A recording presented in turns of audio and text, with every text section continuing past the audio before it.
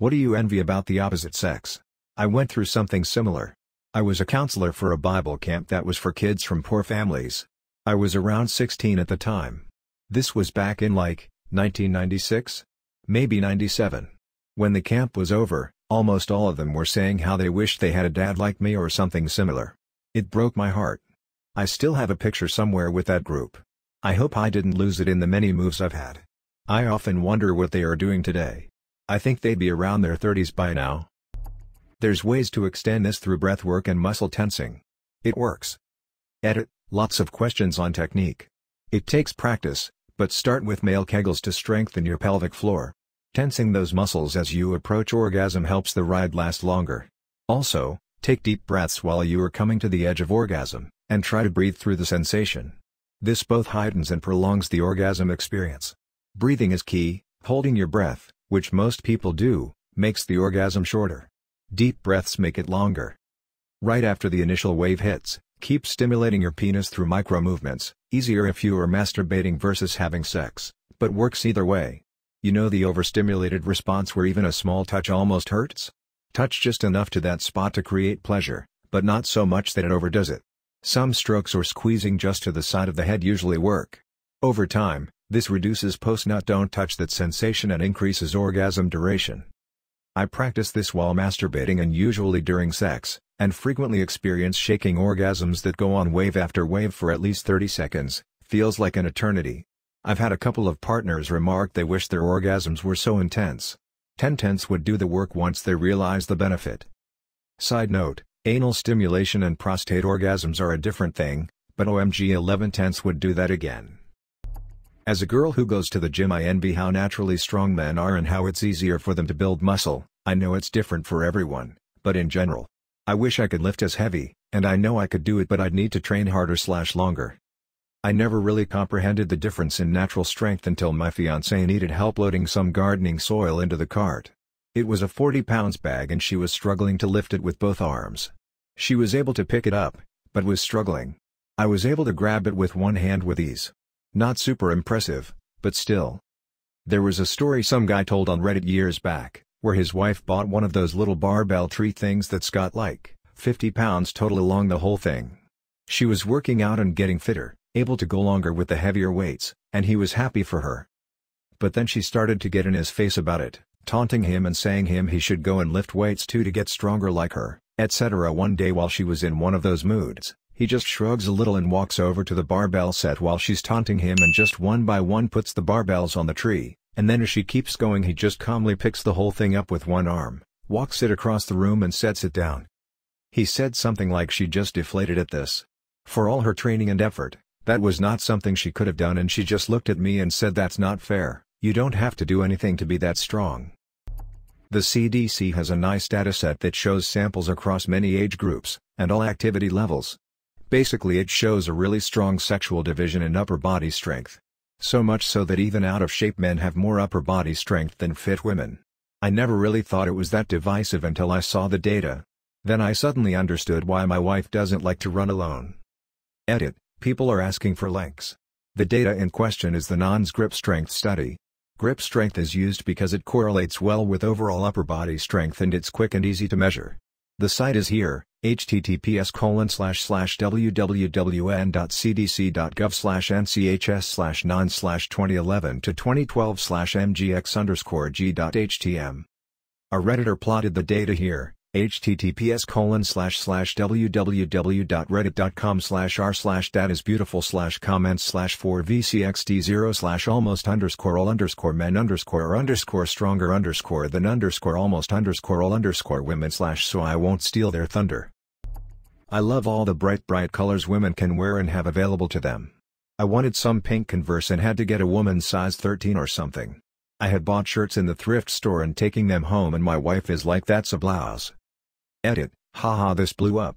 To the people that say wear what you want even if it's a blouse, I absolutely 100% agree. Except, and I only have my own experience with a few pieces of clothing, women's tops are sometimes cut weird, trim at the sides and then hanging down at the front. They also are sometimes in weird material, not like the shirts I buy that gets all wrinkly and whatnot in the dryer. As I said somewhere down there, I am essentially lazy. I would love the floral patterns and big-ass polka dots and cool designs just transferred to a men's shirt I know will fit properly. If I had a smaller frame I absolutely would. You always hear about Bowie or Prince wearing their girlfriend's clothes and I totally get that. But yes, wear what you want, I obviously do. I have a small collection of 60s and 70s where I have bought specifically because it looked awesome and it looks like some women's clothing does now. Not having boobs and therefore not having to account for them in clothing choices. I mean, small breasts are fine I guess, but once they have a certain size, you're screwed. Most fitted clothes are designed for people with smaller breasts and won't fit you properly. Clothes fit you everywhere except for your chest and the ones that do fit your chest are too loose everywhere else, hang down from your breasts and make you look twice as wide as you are. If you do find something that fits you, people will shame you and call you a slut for showing off your breasts.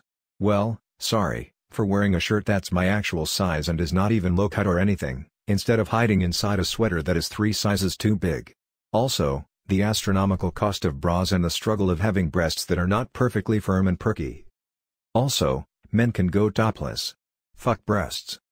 I've run out of fingers to count the number of times I've been criticized for being too provocative when wearing a turtleneck. Plus once you pass a certain size bras are pound and euro pounding expensive.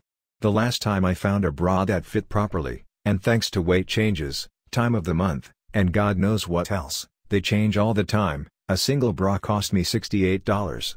For one. The least amount you can get away with is 3 with constant washing, but depending on your laundry abilities you need more.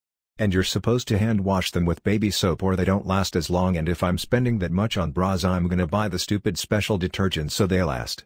And you also need special bras like sports bras or sleep bras or adjustable strap bras so that they work with that dress you had to buy to be a bridesmaid or whatever. Men's underwear would never be priced so high. Yes.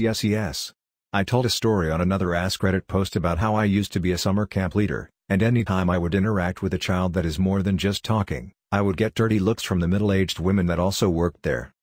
Meanwhile, the girls that worked there could hug the kids, get them to sit on their laps, and show affection, and none of the ladies would bat an eye. One time a girl was leaning against my leg, and I was telling her to stop, but instinctively she would continue doing it after a couple of minutes. When her parents walked in, they pulled me to the side and told me how their daughter touching my leg made them uncomfortable. It made me feel so shitty, people seeing me as a potential predator even though I just love playing with kids. It turned the job I once found fun and amazing into a job that was stressful and one that I had to be careful with anything I did. Edit. So apparently a lot of people have seen my previous comment about this in the other Ask Reddit thread. Next time I'll make sure to tell a different story to switch it up, haha. My older brother was a camp counselor when he was 17. He got fired for being too affectionate with the kids. He wasn't doing anything different than any of the female counselors. No parents even complained and all the kids loved him. It really bummed him out for a long time. This was in the 90s. Hey, same here. I had 3 years of training under first aid, child care, coaching courses, and I even had a canoe license because I wanted to teach the kids better.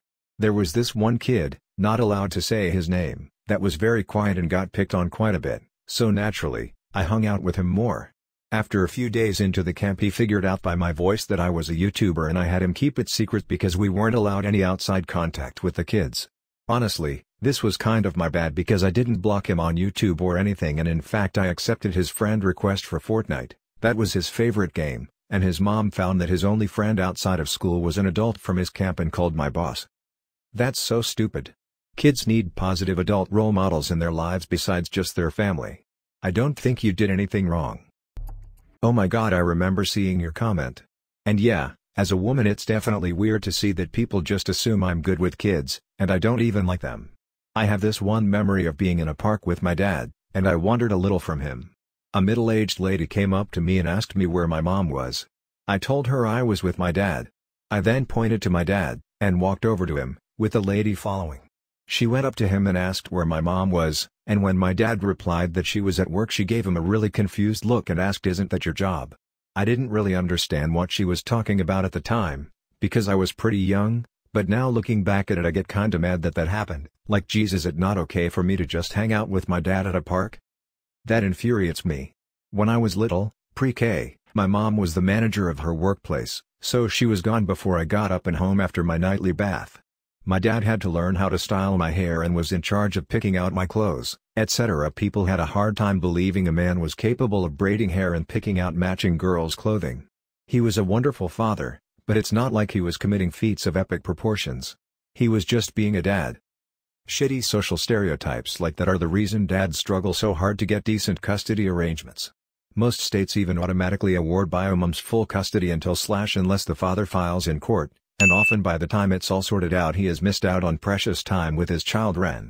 When we were fighting for custody of my stepson, my husband caught so much hell merely for wanting a 50-50 split, which they had done off paper for as long as SS had been alive anyway. How could you take him away from his mother?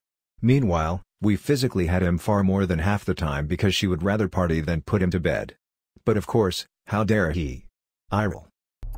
My partner has a daughter. We have 50-50 with her mom. But we've started getting her slowly more and more because she has started just offloading her to us after school, and not paying the child care fees. She got herself banned from all childcare facilities in this town due to not paying. Everyone assumes that I take care of her when she's with us, instead of her own father. They purposely didn't go through court here so that he could get the 50-50. The mom grew up without her dad, so she wanted to make sure the kiddo has dad time too. I know next to nothing about custody outside the US, but here all that matters is number of overnights. So if you start getting your SD more overnight, document the heck out of that. In fact, in all custody-related stuff, documentation is your best friend. Start journaling anything you think you may need in court one day. Usually a period of 6 months signifies a new status quo, so if you have SD 5 out of 7 overnights a week for 6 months, you'd have a great case for majority formal physical custody. Legal custody is different. You can have 50% decision-making power even if you only physically see your kids 30% of the time. Where we are, most custody matters can be handled through a private mediator and just filed with the court. I strongly recommend this. If biomom one day decides she doesn't like you guys anymore, you'd have no immediate recourse to her cutting off contact between you guys and her SD. If you ever need help or advice, I have been at this stepmomming thing for over a decade and have made a ton of friends online who come from all sorts of custody backgrounds and arrangements. You can always message me. Being a stepmom is the hardest thing I have ever done. We have all the love and responsibility that real moms do, but we often get the blame or are downright ignored. Being able to compliment someone of the same sex about their appearance. I often see girls complimenting other girls on Instagram posts with things such as stunner, babe, etc. With us guys you just don't get that often, and if a guy did it out of the blue it would seem very out of place. Also, guys complimenting girls about their appearance is often seen as simping when in actually most guys just want to say something nice. The same doesn't often apply to girls complimenting guys, at least from what I've seen. Feel free to correct me on that one. Being taken more seriously and seen as competent at work. Worked as an engineer for many years and having people regularly assume you don't know anything is soul-crushing more than it is funny. I didn't spend 10 years studying this shit just so you could ignore me in meetings and direct all the attention to my colleague who doesn't know shit just because he is a man and I must be the secretary. Now work in another field where there is less of a gender disparity, but I'm still a bit sad that I wasted so much time on engineering.